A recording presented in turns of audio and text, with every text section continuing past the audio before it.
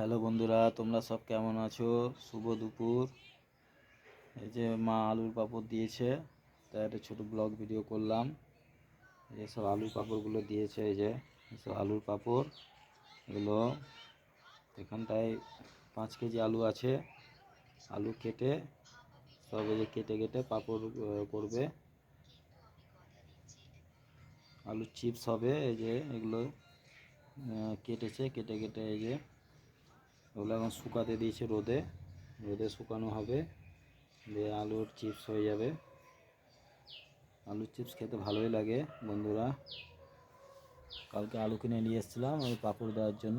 এই যে পাঁপড়গুলো দিয়েছে সব, দেখো সব আলুর পাঁপড় দিয়েছে বন্ধুরা। আলুর পাঁপড় কার কার খেতে ভালো লাগে কমেন্টে জানাবা।